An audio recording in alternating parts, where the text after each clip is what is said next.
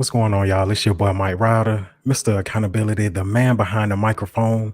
You are tuned in to another edition of Mike Ryder Talks. Like I said, I got a special show lined up for y'all. I got some special guests in the house with me tonight. But before I get into that, let me get into this. Mike Ryder Talks is live every Tuesday, 7 p.m., Facebook, YouTube. We're trying to get to it, man. Trying to bring the people something that they need, trying to have more purposeful conversations. I do the interviews with entrepreneurs. We talk about real life topics around here, just around here trying to change the world. If you haven't, go ahead and subscribe to the YouTube channel. Also, if you haven't, give me some likes, give me some comments. Let me know that you're out there. I see the comment box is filling up. I got Sharita Watson in the house. She says, so you offer virtual classes. These are in person. I know you're talking about Elizabeth McCain just then with the flashback. Those are in person here in Macon, Georgia. Lady D. Richardson, I thank you for tuning in. Blessed and highly favored, I thank you for tuning in. I thank all of you guys for tuning in. Let me go ahead and get into my guests. So, y'all know it's Teacher Appreciation Week. I got a lineup of teachers, man. Got some people representing the high schoolers. My man right here, KD. I got someone representing for the kindergartners, Mrs. Poole. I also got someone in the middle school area, Marcia. These people have a combined of 20 years teaching experience, and they're here with us tonight. They came through with us. Listen, without further ado, teachers, show yourselves. Come through for me. There we go. There we go. There we go. Let's get it. Matter of fact, let's make that like that. Make it a little better. I thank y'all for coming through, man. Everyone, unmute your mic. Your cameras are on, but your mics are still off. There we go. There we go. We're going to start with a introduction to the people who may not know y'all. So like I said, ladies first, Marcia, if you don't mind. Hey everybody, it's your favorite comedian and your child's favorite teacher. I am a 7th grade ELA teacher at Miller Fine Arts Magnet Middle School here in Macon, Georgia. Next, I got Mrs. Poole. Introduce yourself to the people. Hello, everybody. I'm your kindergarten teacher of the year at Arlington Christian School, like kindergarten, and I've also taught. I used to teach at the beginning of this year pre-K as well. Let's get it, my man KD, the only man I got on the panel. Introduce yourself. What's up, everybody? And I represent for the fellas. My name is Mr. Keywon Harvey. I am a 9th grade teacher, Algebra 1 at Central High School, the 2020-2021 Teacher of the Year, and a top 5 finalist for Bibb County School District Teacher of the Year. Let's get it, boy. You can't beat that. I thank y'all for coming through. Everyone in the chat, I thank y'all for tuning in. We about to go ahead and get started. I got a list of questions and topics that I want to get to with you guys, and I want to start right here. We got COVID going on, COVID-19. It don't rear this ugly head around here. We've been dealing with it for over a year now. How has teaching been during the pandemic for everyone? And like I said, ladies first. So Mrs. Poole, I'm going to start with you. How has it been teaching through the pandemic? Teaching kindergarten through the pandemic has been incredibly hard as far as trying to get them online and getting them acclimated to being on a computer, because this is the tablet age, and so they're not used to having to get on a computer and having to be able to do classwork online. So that has been had its ups and downs, trying to get them to be able to focus and listen and follow directions while they're online for a certain amount of time, and then having to bounce back from going in person and going back in class and going back online. That's been a struggle. Like they want to be either in class or they want to be online, but they don't like doing both. So well, let me ask you this, KD. What about you? This applies to you as well. You're a teacher of the year around here. How has teaching during the pandemic been for you? Like Ms. Poole said, it definitely was a challenge.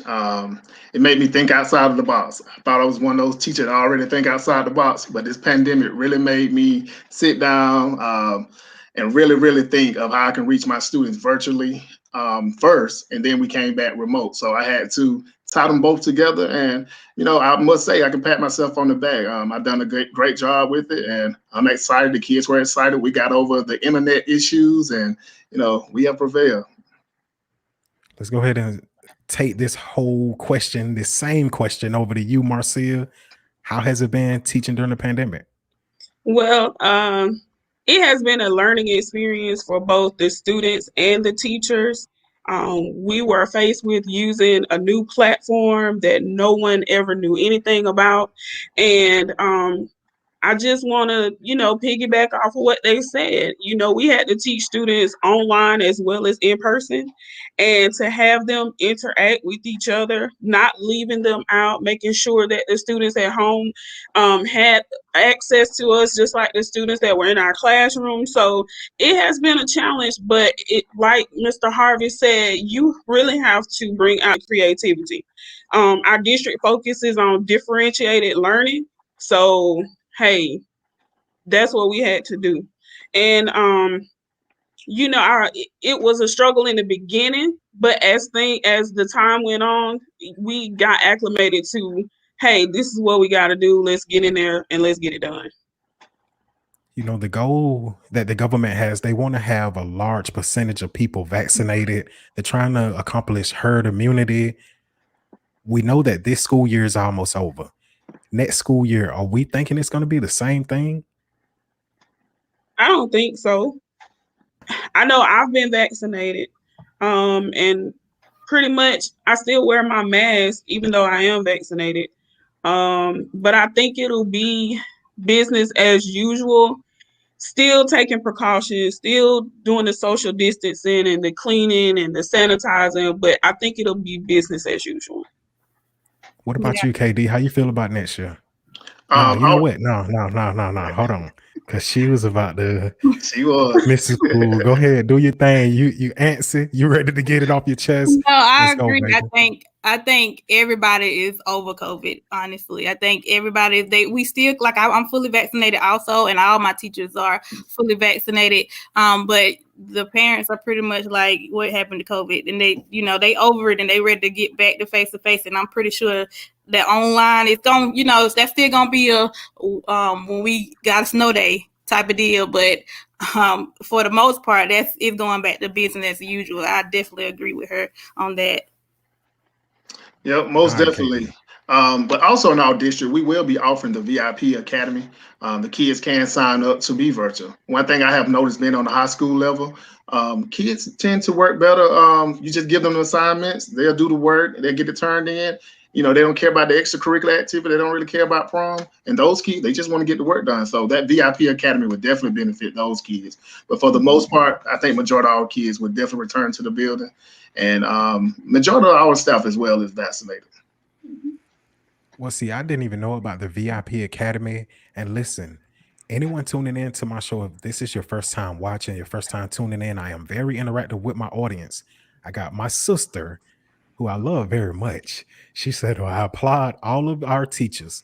Y'all have been amazing. Y'all adjusted quickly to the challenges presented by the pandemic. And yes, they have. You see how I just put her statement on the screen? If you have a question for my teachers or a valid statement, I will put you on the screen. I will interact with you. But let's move on. Let's get to this. I got another topic for y'all. What do you like most about teaching?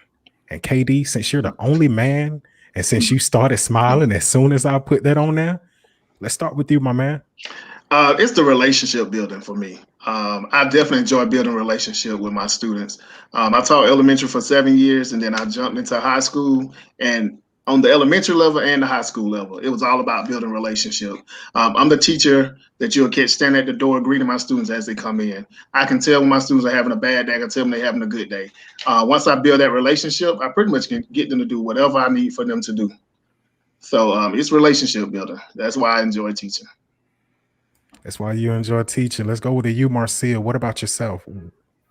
For me, it's just the aha moments. When you're teaching and you can see literally when their eyes light up, when you're teaching them something and they don't know, And just building the relationships, building the rapport with those students, it makes life so much easier when you're teaching. They respect you, you respect them, and we learn.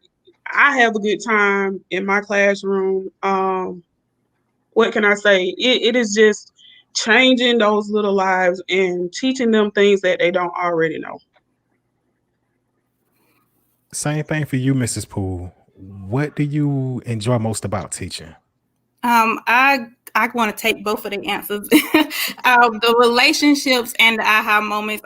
As a kindergarten teacher, you have those aha moments like almost every day because they are so excited to finally figure out something and learn something new. They be ready for it, especially in elementary. They be so excited. And in elementary, you have to build a relationship because they won't trust you and they won't listen to you unless you build that relationship, unless you build that foundation. And in elementary, you have to build that relationship also with their parents because the parents, they, that's the only way you're going to be able to properly discipline their child and be able to help their child. And they're going to help you during that process, of going throughout the year when you build that relationship with the parents as well. So, all of those, I totally agree with. The relationships and the aha moments make it very worthwhile and very rewarding to teach. I'm gonna be honest with y'all. All of your answers, you guys are some pros. I don't know if y'all do interviews, but you guys are some pros. Your answers are great. Your responses are great. I have a pop-up question, and it's gonna take us back to the COVID thing. But Sharita Watson, she says, do you think since the kids have been going virtual that it has set them back academically? Thank you so much for teaching and reaching our kids. KD, I'm gonna start with you again. I will say this: when COVID took place, our kids got out March 2020. That was 3 months left of school. We got to call a spade a spade. Yes, they did lose some instruction.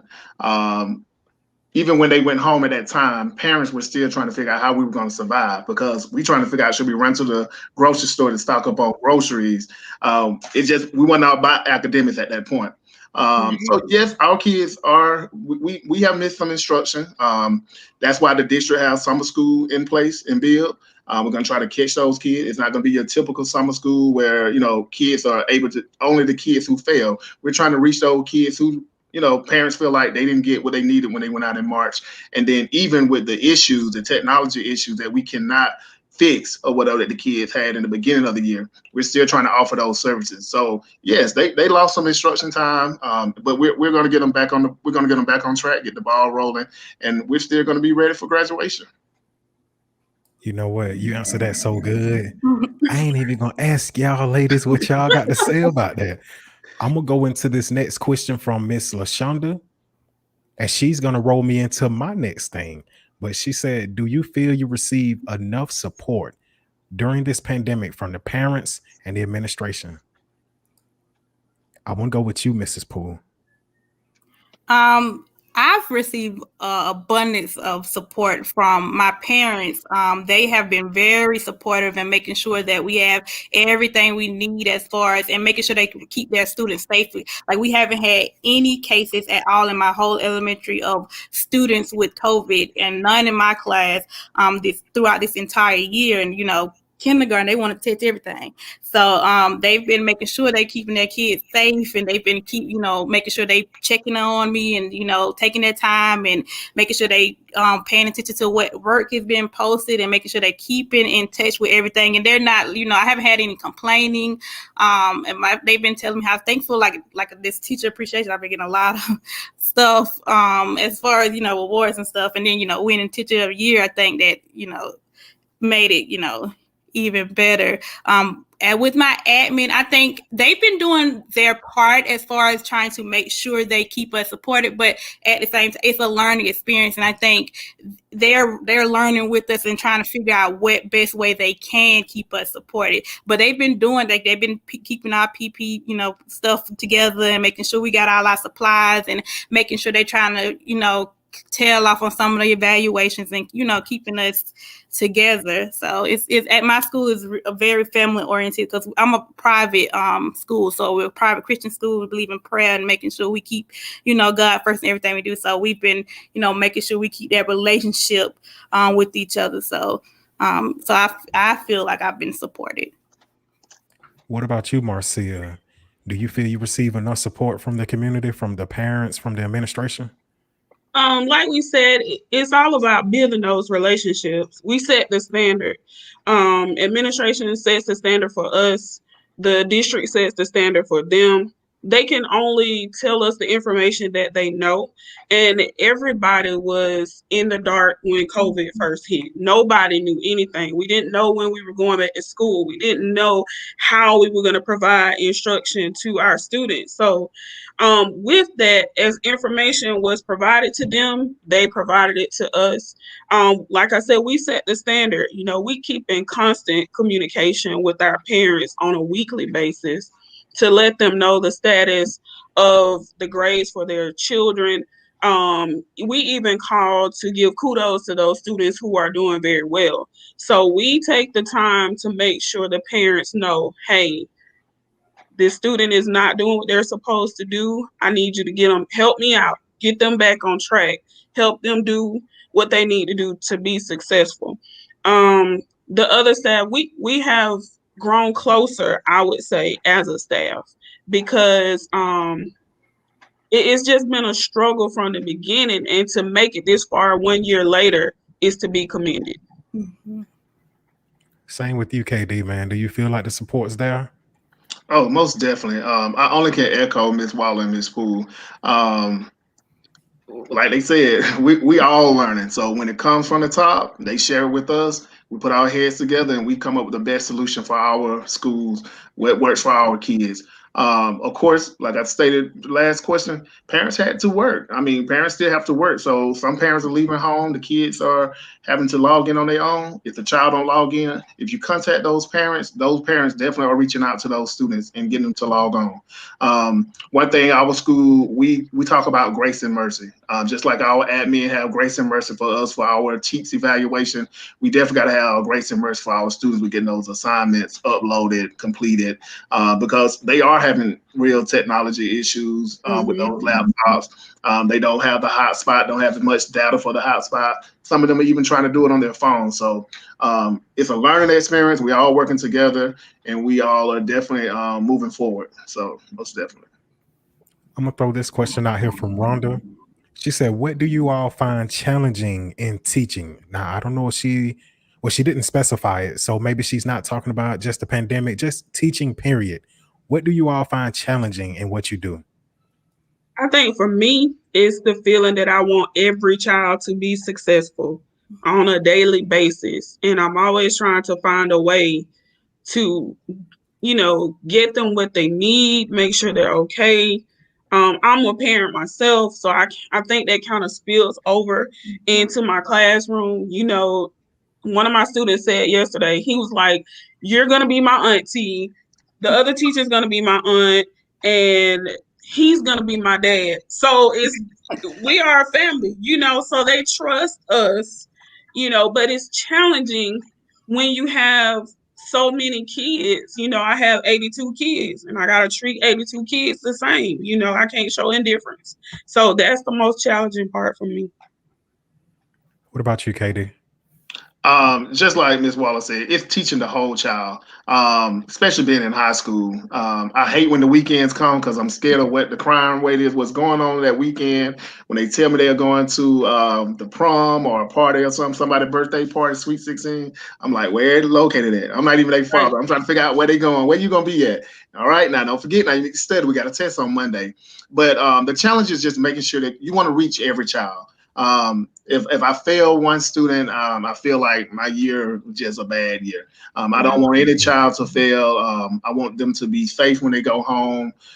Just teaching the whole child. That's the most difficult part, when you really, really can't teach the whole child, because we definitely have to make sure our students are meeting the standards and they're ready for our state test, which is the Georgia milestone.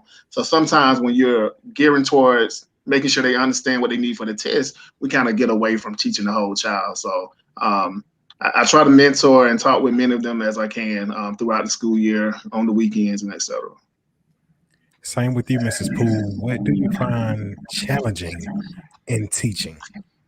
I agree with those two about the teaching the whole child and making sure that you know when to say, okay, have I over pushed or overstepped, and making sure that I know that I see their potential, and making sure that I'm allowing them to see their potential, and not just be saying, okay, I'm a teacher and I want you to know this. But I feel like, okay, let me stop. Let me take myself back and make sure that they understand that I'm not trying to overstep or push them into something. I just see a potential that they may haven't cracked into or may not be able to see. And also seeing something that their parents may not even know they're in. So like my K5 students are very bright, and I'm at the point where they are on second grade standards. And my parents are like, I didn't know my child could do that. And so I had to, have to go, the mile and tell them, okay, I know what it seems like, but they can go higher than what you're expecting. And I think sometimes I have to like, okay, wait, let me go back and and show them what I mean by this, and not just overstepping and over pushing. I think that's a challenge for me. Okay. Listen, I got somebody else in the comments.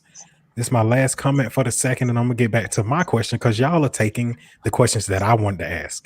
But Lady D Richardson, she put two of my questions together that I was just gonna get to. She said, question: why did you choose to become a teacher or educator? Was it someone that influenced you, or was it for you to just shape young lives? I want to start with you, Shandwanda, since you just finished off. We're gonna go ahead and start with you. Was it an educator that molded you, or that you saw that you looked up to, that you wanted to be like? Was it in you all along? What made you want to just start teaching like that? I think for most educators, it's always somebody in the background that has molded them and helped them. My favorite teacher was my high school teacher, Mr. Coswell. He was my favorite teacher. And I think I looked up to him so much that it made me like, okay, maybe I do want to teach. Maybe this is something I could do long term. I think when people first get to college, they like, I ain't teaching. I don't want to be no teacher, because you hear that, oh, the pay is not good and all that stuff. But then it's like, oh, it be in the back of your head, and when you get into it, you be so glad and happy that you actually pursued it. So yes, I did have a person in my background that was an educator. His name was Mr. Coswell. So What about you, KD? What got you going into teaching, man? Oh, I actually had two.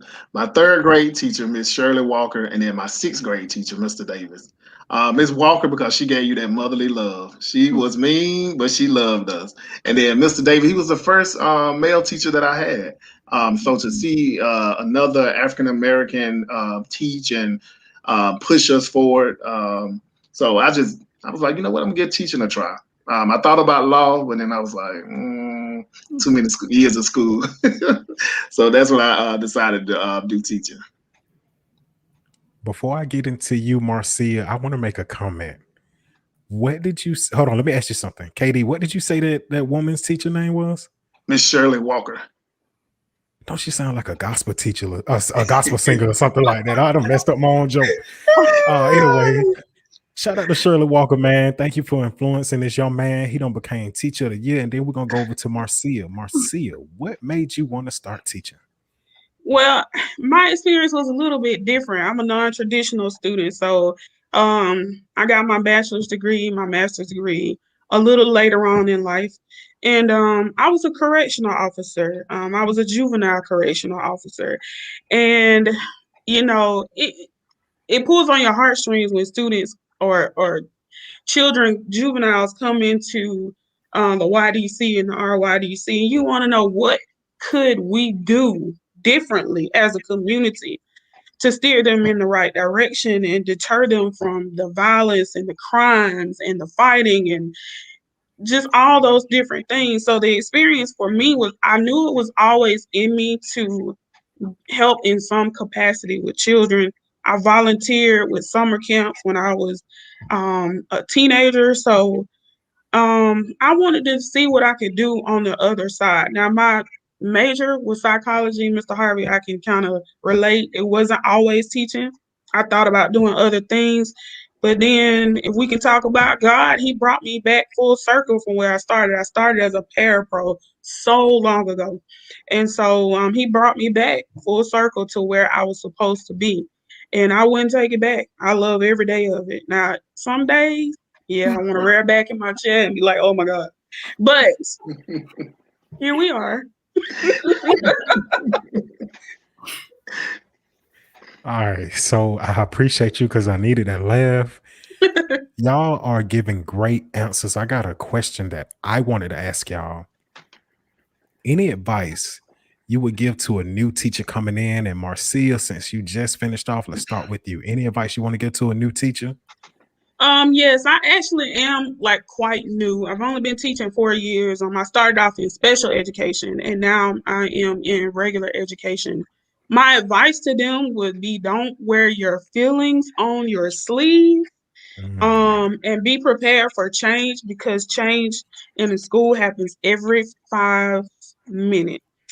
And I have a notification on my computer when I get an email, and the children even know. They say, Miss Waller, your email, your email, your email. So be prepared for change. That's all I can say. And also pair with someone who has been teaching for a long time. You should always have a buddy, somebody that you can lean on, someone you can depend on to show you the way. And also just don't come in acting like you know everything because we don't. Learning is a process that never ends. So you have to be prepared for that. KD, let's get it to you, man. What advice would you have for any new teachers coming in? I definitely echo everything that Ms. Waller just said. Most definitely. I would add to that by saying when a new teacher come in, you don't have the kids know that you're an adult. You don't have to be the big bad wolf. Yes. Just come in with your material. Just be ready to teach. And like she said, be ready for change. Change take place in the school system every day. She said 5 minutes. I'm thinking 3 minutes. Come on. Now. And the dingers of the email, the district don't about remind. So now we got to hear the email and remind going off. The kids text you from another class period. So, but it's the joy of teaching. It's the sounds that we hear in our sleep that we just enjoy because it makes our day. So, like I said, I would just tell a new teacher, the kids know that you're an adult. You don't have to try to be a big bad wolf. Just come in, learn from other people, get with a buddy teacher. When you get with a buddy teacher, get with somebody who gonna help you grow. Don't get with somebody that's negative Nancy that's already, she got something to say about everybody on the hallway. And she the best, he or she the best teacher in the building, so you should listen to what they say. Yes. But, most definitely. Just come in and be willing to learn because learning is a process that takes place every day. Mrs. Poole, same thing goes to you. What advice would you give to any new teachers out there? I agree completely with Ms. Wallace and KD. Definitely make sure that you don't wear your heart on your sleeve at all. It's going to be plenty of time where you're going to get criticized and admin might not tell you what you want to hear, but be prepared for those things and let it go off your back. This is your first time doing this. It's going to be hard.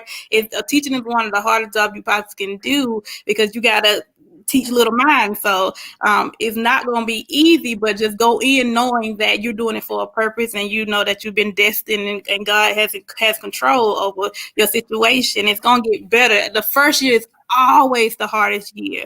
It gets better each time you do it. Each year it gets better and better. I've been teaching for 4 years now, and I can say my first year was rough.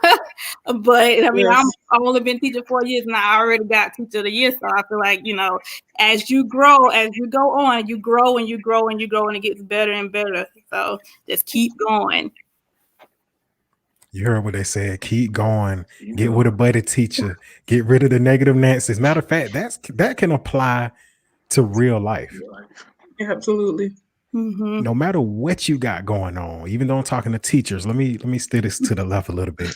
No matter what you got going on, if you're trying to be successful in what you're doing, Get with somebody who's successful in that field or who has experience in that field. Get rid of the negativity. You know me, I'm all about positivity. Let's not make this about me. Let's not make this about personal life. We're going to stick to teaching. I got one more question for you guys.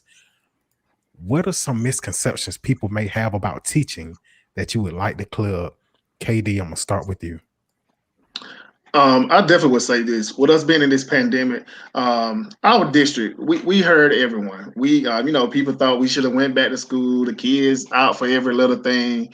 But just know that we take into consideration everything that can possibly take place. We don't want anyone's child in harm or danger. We definitely don't want to put the other teachers, administrators, custodians, anybody in danger. So just know that when we make these decisions, the district level admins and everybody, superintendent, they have reached out to us. They have done surveys. So we really are working together to make sure that everybody can be safe in this pandemic. So don't think we're not listening or we just have one side view to any situation. But everybody's coming together and we're trying to put out the best plan possible. I'm gonna go to you, Marcia. What are some misconceptions you want to clear up?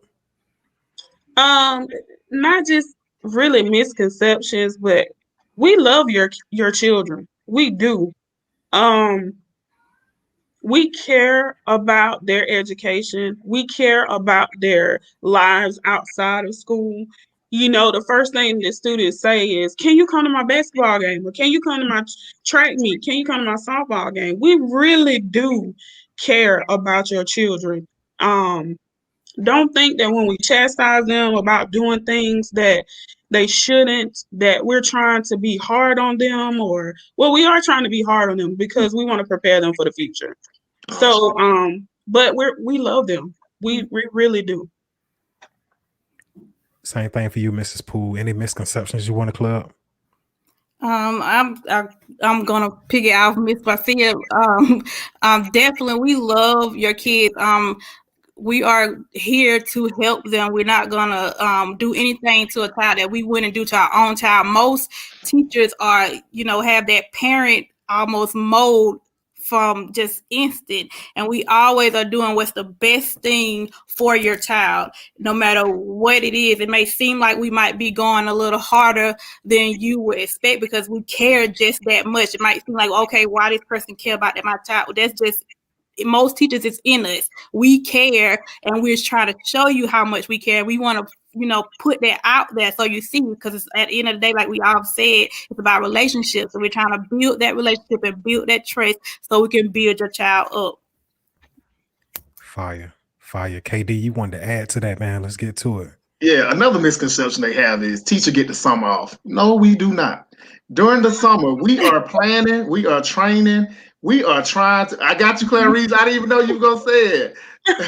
But we do not get the summer off. No. We are planning, we are in training, we are trying to figure out how we're gonna run the next school term so we don't have any of the hiccups we had the previous year. Right. So no, we don't even get our off days off. Right, we don't. We may take a weekend or 1 week of doing nothing, but I'm gonna tell you, I be on vacation thinking about, I can do this with my students. I can do. Come on now, wake up in the middle of the night and be like, did I do that? Yes. Come on. So it just go back to that part. Like we love your students, and if there are some teachers that probably in it for a paycheck, but it's real easy for admin to weed them out of it. But for the most part, I know in our school district in Bill County, we love our kids. We are constantly working in our district for our kids. Mm-hmm. Yeah, I agree. Well, listen, I appreciate that from you guys. Anybody in the chat that has any statements they want to put in, any questions you want to put it in now. I want to go over some things that were said. They're not questions. They're just showing you guys some love. You got Mallory. She said, hey, Keywon. Hey, man. Blessed and highly favored said, hello, teachers. Hello. My cousin Phaedra, she said, thanks to all the teachers. Let me see. I got some more. My hat goes off to you all. One Tierra, she said, thank you all. Lakeisha said, you guys are amazing. Listen, The outcome is definitely better than the income. We don't have to get on that. That ain't nothing. We don't want to talk about that. Tasha Pettigrew said, I really appreciate you all. Clarice said, superheroes. And I'm going to say this. Absolutely, yes. I'm going to say this to end it. I appreciate y'all. Y'all know this is the Teacher Appreciation Panel for Teacher Appreciation Week. I told y'all, Katie, I don't think I told you. I have something for you guys. Since y'all came on, I'm going to give each of you all, just to show my appreciation to you. I know y'all like, hurry up and get to it. Because I like the teachers. I love the teachers. I love what y'all do. I'm going to give each of you guys a $25 gift card from me. And anybody in the chat, if y'all want to help me out to get these gift cards, if you want to donate, that's my cash out. $ Mike Ryder. That's the cash app to hit me up. You can send $1, you can send $5, whatever you want to send to help me to show my appreciation to them. $ Mike Ryder. By this weekend, I want to have you guys' gift cards to you, or at least out to you, because Mrs. Poole, you're not in Beard County. The other two are in Beard County though. So if you want to help, just cash out me, whatever you can cash out me. If you don't, I'm gonna do it anyway. $25 gift cards, Visa gift card. Go do whatever you want to do. Buy a Huckabuck, whatever you need to do with that money. Mike, we're gonna be buying school supply. Watch. I was just about to say, what can I get from my students? Right. They want donuts tomorrow. Right. I'm gonna get some candy because it's Friday tomorrow, so we can do this game. So, but that's why we love it. Yeah. I thank y'all for coming on, man. Is there anything that y'all want to say before I close it out? I just want to take the opportunity to thank you for having us on and to bring some light into our world and what we do on a daily basis. And, we can answer some questions, clear up some things, and just encourage all teachers out there. And to all teachers, happy Teacher Appreciation Week. Yeah. Okay. Let me close this thing out. It's your boy, Mike Ryder, Mr. Accountability, the man behind the microphone. You have just tuned in to another edition of Mike Ryder Talks. I'm going to put this on the bottom of the screen. I'm going to do it like I do it every week around here. You see it. Until we meet again, be blessed. I love y'all.